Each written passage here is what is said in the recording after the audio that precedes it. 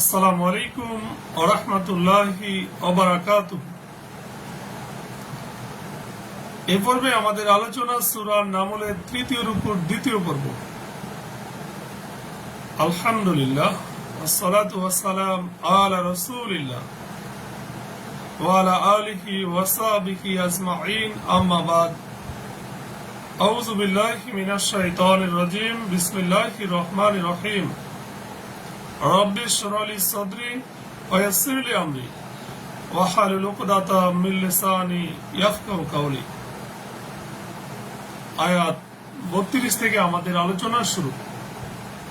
আয়াত 32 এরশাদ আছে ক্বালাত ইয়া, এরশাদ আছে আয়াত 32 থেকে ক্বালাত ইয়া আইয়ুহাল মালাউ, রানী বিলকিস বলল, হে পরিষদ বর্গ, আফতুনি ফি আমরি, তোমরা আমার ব্যাপারে আমাকে অভিমত দাও। তোমাদের উপস্থিতি ছাড়া আমি কোনো বিষয়ে চূড়ান্ত সিদ্ধান্ত গ্রহণ করি না। মা কুনতু কাতিআতান আমরান হাত্তা তাশহাদুন। এখানে একটি বিষয় আছে, তা হচ্ছে যে সম্রাজ্ঞী অর্থাৎ রানী বিলকিস, তার কাছে যখন আল্লাহর নবী সুলাইমান আলাইহিস সালামের পত্র পৌঁছল, তখন সে তার সভাসদ বীরেন্দ্রদেরকে একত্রিত করে ঘটনা বর্ণনা করল, সেই সুলাইমান আলাইহিস সালামের প্রেরিত চিঠির ঘটনা, এবং তাদের পরামর্শ তলব করল যে এ ব্যাপারে কি করা উচিত। সে তাদের অভিমত জিজ্ঞাসা করার পূর্বে মনোরঞ্জনের জন্য এই কথা বলল, আমি তোমাদের উপস্থিতি ব্যতীত কোনো ব্যাপারে চূড়ান্ত সিদ্ধান্ত গ্রহণ করি না। এর ফলে যে সেনাপ্রধানগণ ও মন্ত্রীবর্গ এর জবাবে সম্পূর্ণ তৎপরতা সহকারে আদেশ পালনের জন্য সর্বপ্রকার ত্যাগ স্বীকার সম্মতি জ্ঞাপন করল।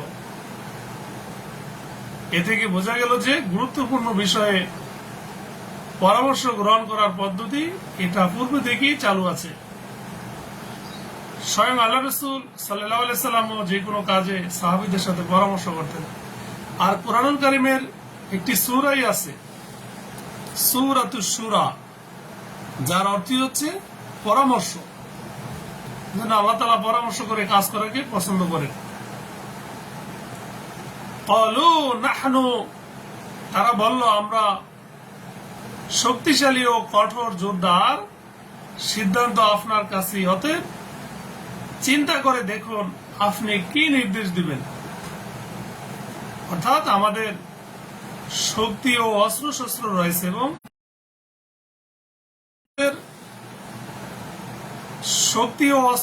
রয়েছে এবং যুদ্ধের সময় আমরা বীরত্বের সাথে লড়াই করার ক্ষমতাও রাখি। এজন্য নতি স্বীকার করা ও দমিত হওয়ার কোনো প্রয়োজন নেই। যেহেতু আমরা আপনার অনুগত, আপনি যে আদেশ করবেন আমরা তা মান্য করব। ক্বালাত ইন্নাল মুলুকা, রানী বিলকিস বলল, নিশ্চয়ই রাজা বাদশারা যখন কোন জনপদে প্রবেশ করে তখন তাকে বিপর্যস্ত করে এবং সেখানকার সম্মানিত অধিবাসীদেরকে অপদস্থ করে, আর তাই তারা করবে।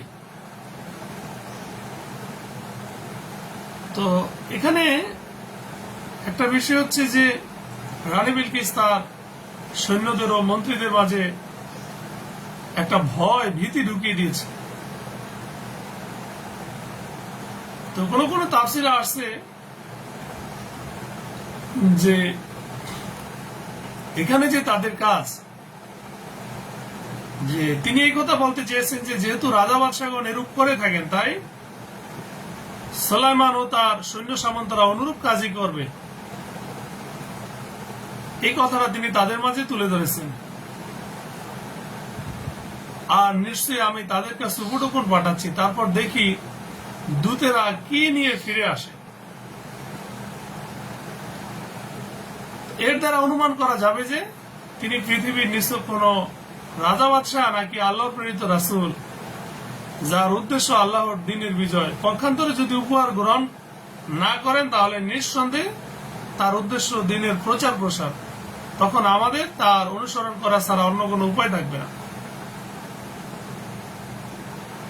ফালাম্মা জাআ সুলাইমানা, অতঃপর যখন দূত সুলাইমানের কাছে আসলো তখন সে বলল, তোমরা কি আমাকে সম্পদ দ্বারা সাহায্য করতে চাচ্ছ? সুতরাং আল্লাহ তাআলা আমাকে যা দিয়েছেন তা তোমাদেরকে যা দিয়েছেন তা থেকে উত্তম, বরং তোমরা তোমাদের উপঢৌকন নিয়ে খুশি হও। তোমাদের উপঢৌকন আমার দরকার নেই। সুলাইমান আলাইহিস সালাম এখানে মূলত যেটা বলতে চাইলেন তা হচ্ছে যে মহান আল্লাহ আমাকে সমস্ত কিছু দান করেছেন, সুতরাং এসব উপহার দিয়ে আমার ধন দৌলতে কি এমন বৃদ্ধি সাধন করতে পারো। দ্বিতীয়ত এটি তিরস্কার স্বরূপ বলা হয়েছে যে তোমরাই এইসব উপহার নিয়ে গর্ব করো, আনন্দ উপভোগ করো, আমি তো এই নিয়ে আনন্দিত হতে পারি না। কারণ প্রথমত পার্থিব সম্পদ আমার উদ্দেশ্যই নয়, দ্বিতীয়ত মহান আল্লাহ আমাকে এমন কিছু দিয়েছেন যা পৃথিবীর অন্য কাউকে দেননি, তৃতীয়ত আমাকে নবুয়তের সম্মানে সম্মানিত করা হয়েছে। ইরজি ইলাইহিম, তোমরা তাদের কাছে ফিরে যাও, তারপর আমি অবশ্যই তাদের কাছে এমন সৈন্যবাহিনী নিয়ে আসব যার মোকাবেলা করার শক্তি তাদের নেই, আর আমি অবশ্যই তাদেরকে সেখান থেকে লাঞ্ছিত অবস্থায় বের করে দেব, আর তারা হবে অপমানিত। তো এখানে সুলাইমান আলাইহিস সালাম কেবলমাত্র সম্রাট ছিলেন না, বরং নবীও ছিলেন। সেই কারণে তার পক্ষ হতে মানুষকে ছোট করে লাঞ্ছিত করা সম্ভব ছিল না। কিন্তু যুদ্ধের পরিণাম এই হয়ে থাকে, কারণ যুদ্ধ হচ্ছে হত্যা, রক্তপাত, বন্দী করার নাম। অপমানিত, লাঞ্ছিত করা বলতে তাই বোঝানো হয়েছে। তাছাড়া আল্লাহ কোন নবী মানুষকে শুধু অপমান করতে পারেন না। যেমন যুদ্ধের সময় আল্লাহ রাসূল সাল্লাল্লাহু আলাইহি সাল্লামের সুন্দর নীতি ও উত্তম আদর্শ ছিল। সুলাইমান আলাইহিস সালাম বলেন, ক্বালা ইয়া আইয়ুহাল মালাউ, যে পরিষদবর্গ তারা আমার কাছে আত্মসমর্পণ করে আসার পূর্বে তোমাদের মধ্যে কে তার অর্থাৎ রানীর সিংহাসন আমার কাছে নিয়ে আসতে পারবে? অর্থাৎ সুলাইমান আলাইহিস সালামের উত্তরে রানী অনুমান করতে পারলেন যে তিনি সুলাইমানের মোকাবেলা করতে পারবেন না, অতএব তিনি বশ্যতা স্বীকার করে অনুগত হয়ে আসার প্রস্তুতি শুরু করলেন।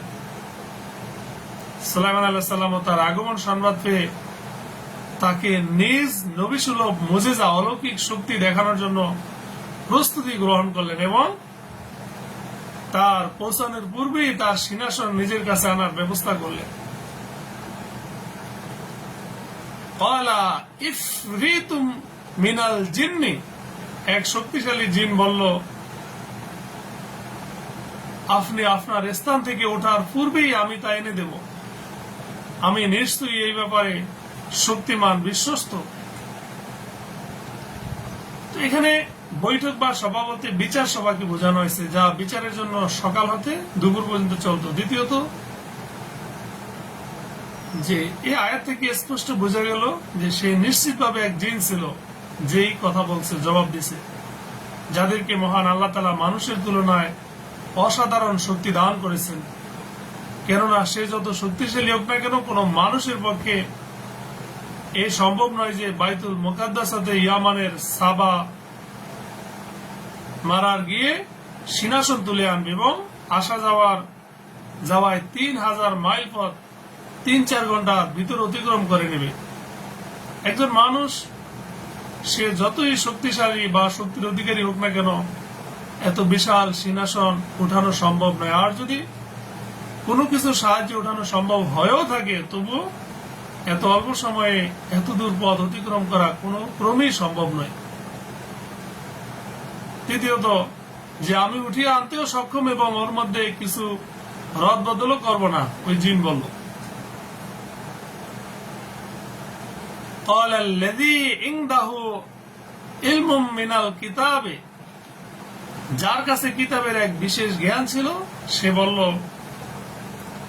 আমি চোখের পলক পড়ার পূর্বেই তা আপনার কাছে নিয়ে আসব। অতঃপর যখন নবী সুলাইমান তা তার সামনে স্থির দেখতে পেল, তখন বলল, এটি আমার রবের অনুগ্রহ, যাতে তিনি আমাকে পরীক্ষা করেন যে আমি কি কৃতজ্ঞতা প্রকাশ করি নাকি অকৃতজ্ঞতা প্রকাশ করি। আর যে কৃতজ্ঞতা প্রকাশ করে সে তো তার নিজের কল্যাণেই তা করে, আর যে কেউ অকৃতজ্ঞ হবে তবে নিশ্চয়ই আমার রব অভাবমুক্ত অধিক দাতা। তো এখান থেকে অনেকগুলো বিষয় আছে, যেখানে মুজিজা বা কারামতের কিছু সুনির্দিষ্ট পার্থক্য বর্ণনা করেছে। এক, যে মুজিজা নবুয়তের দাবির সাথে সম্পৃক্ত, আর কারামতের ব্যাপারে এই দাবি থাকতে পারে না। দুই, মুজিজা নবীর ইচ্ছাধীন, তিনি সেটা দেখাতে ও প্রকাশে সমর্থ হন। পক্ষান্তরে কারামাত দেখাবার ব্যাপার নয়। তৃতীয়ত, নবীদের মুজিজার উপর তার উম্মতের কারো কারামত প্রাধান্য পেতে পারে না। তো এখানে এই বিষয়গুলো স্পষ্ট হয়েছে। তো একটা হাদিসও আছে এই প্রসঙ্গে, যে মহান আল্লাহ বলেন, হে আমার বান্দারা, যদি প্রথম থেকে শেষ পর্যন্ত তোমরা সকল মানুষ ও জিন তোমাদের মধ্যকার সবচেয়ে বেশি মুত্তাকি ব্যক্তির হৃদয়ের মতো হয়ে যাও, তাহলে তার ফলে আমার বাদশাহী ও শাসন কর্তৃত্বে কিছু মাত্র বৃদ্ধি ঘটে না।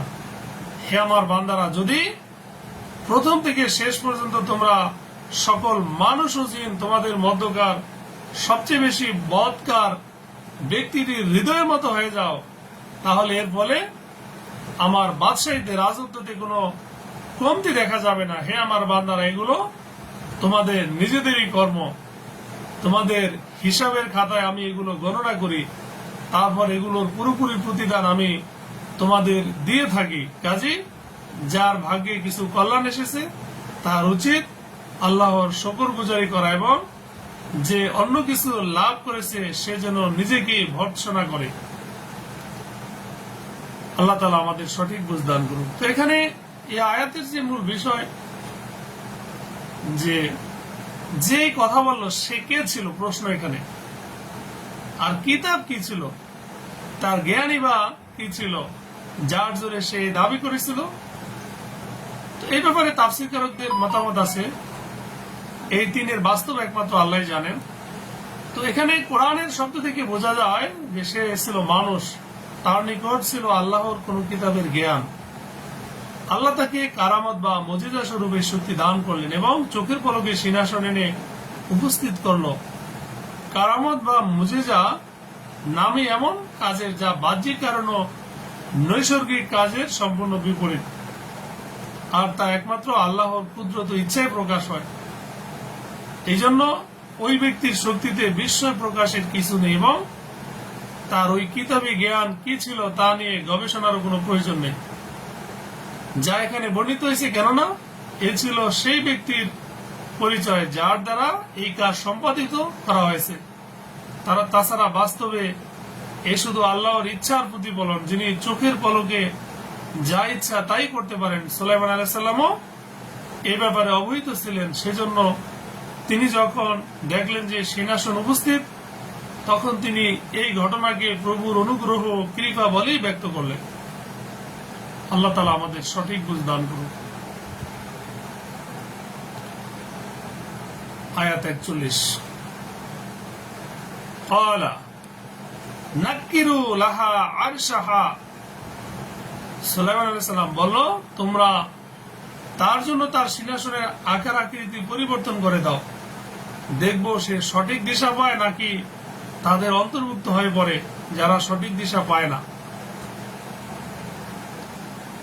তো অর্থাৎ হঠাৎ তিনি স্বদেশ থেকে এত দূরে নিজের সিংহাসন দেখে এই কথা বুঝতে পারেন কিনা যে এটা তারই সিংহাসন এবং এটা উঠিয়ে নিয়ে আসা হয়েছে। আবার এই বিস্ময়কর মুজিজা দেখে তিনি সত্য সঠিক পথের সন্ধান পান অথবা নিজের পথভ্রষ্টতার মধ্যে অবস্থান করতে থাকেন কিনা, এই বিষয়টা পরীক্ষা করা হয়েছে। তো মূল প্রথম বিষয় হচ্ছে যে সিংহাসনটি তার কিনা জানতে পারি কিনা, দ্বিতীয়ত হচ্ছে সে হেদায়েত পায় কিনা এই মুজিজা দেখে। ফালাম্মা জাআত কিলা, অতঃপর যখন সে আসলো তখন তাকে বলা হলো, এরূপে কি তোমার সিংহাসন? সে বলল, এটি যে যেন সেটি। আর বলল, আমাদেরকে তার পূর্বে জ্ঞান দান করা হয়েছিল এবং আমরা আত্মসমর্পণ করেছিলাম। তো এখানে আয়াতের শেষ অংশে, অর্থাৎ আমাদেরকে ইতিপূর্বে প্রকৃত জ্ঞান দান করা হয়েছে, এটা কার কথা তা নির্ধারণে দুটি অভিমত আছে। এক নম্বর হচ্ছে এটা সাবার রানীর বক্তব্য। যদি হয় তাহলে অর্থ হবে আমাদের কাছে আপনার নবুয়ত ঐশ্বর্যের জ্ঞান আগেই এসেছে, তাই আমরা পূর্ব থেকে আনুগত্য প্রকাশ করে নিয়েছি। আরেকটি অর্থ এই মুজিজা দেখার আগে যে সুলাইমান আলাইহিসসালামের যেসব গুণাবলী ও বিবরণ আমরা জেনেছিলাম তার ভিত্তিতে আমাদের বিশ্বাস জন্মে গিয়েছিল যে তিনি নিছক একটি রাজ্যের শাসনকর্তা নন, বরং আল্লাহর একজন নবী। দ্বিতীয়ত, যে এটা যদি সুলাইমান আলাইহিস সালামের কথা হয় তখন অর্থ হবে আমরা আগে থেকে আল্লাহর কুদরত সম্পর্কে সঠিক জ্ঞান থাকায় তার উপর ঈমান এনেছি, বা আমরা আগে থেকে জানতাম যে আপনি আনুগত্য করবেন, অথবা আপনার আগমনের পূর্বে আমাদের জানা ছিল যে আপনি ইসলাম গ্রহণ করেছেন এবং আপনি অনুগত হয়ে ফিরেছেন। তাহলে মূল বিষয় হচ্ছে এখানে আসার পূর্বে আমি জানতে পেরেছিলাম যে আপনি আল্লাহর নবী এবং আপনার অনুগত হয়ে গিয়েছিলাম। আয়াত 43, ওয়াসাদ্দাহা মা কানাত তা'বুদু মিন দুনিল্লাহ, আর আল্লাহকে বাদ দিয়ে যার পূজা সে করত তা তাকে ঈমান থেকে নিবৃত্ত করেছিল, নিশ্চয়ই সে ছিল কাফের সম্প্রদায় অন্তর্ভুক্ত। তো এখানে কিছু বিষয় আছে যে মহান আল্লাহ তাআলা, অর্থাৎ আল্লাহ নির্দেশ করেন সুলাইমান আলাইহিস সালাম তাকে আল্লাহ ছাড়া অন্যের ইবাদত করতে বাধা দিলেন। শেষ আয়াত, তাকে বলা হলো প্রাসাদটিতে প্রবেশ করো। অতঃপর যখন সে তা দেখলো, সে তাকে এক গভীর জলাশয় ধারণা করলো, রানী বিলকিস, এবং তার পায়ের গোছাদয় অনাবৃত করলো। আল্লাহ নবী সুলাইমান আলাইহিস সালাম বলল, এটি আসলে স্বচ্ছ কাঁচ নির্মিত প্রাসাদ। সে বলল, হে আমার রব, নিশ্চয়ই আমি আমার নিজের প্রতি জুলুম করেছি। আমি সুলাইমানের সাথে সৃষ্টিগুলির রব আল্লাহর নিকট আত্মসমর্পণ করলাম, অর্থাৎ শিরিক করার মাধ্যমে। তাছাড়া পূর্বেকার যে সমস্ত কুফরীয় গুনাহ সে করেছিল সবই উদ্দেশ্য হতে পারে এই আয়াত থেকে। আল্লাহ তাআলা আমাদের সঠিক বুঝ দান করুক, আমিন। আখির দাওয়ানা আনিল হামদুলিল্লাহি রাব্বিল আলামিন। আসসালামু আলাইকুম ওয়া রাহমাতুল্লাহি ওয়া বারাকাতুহু।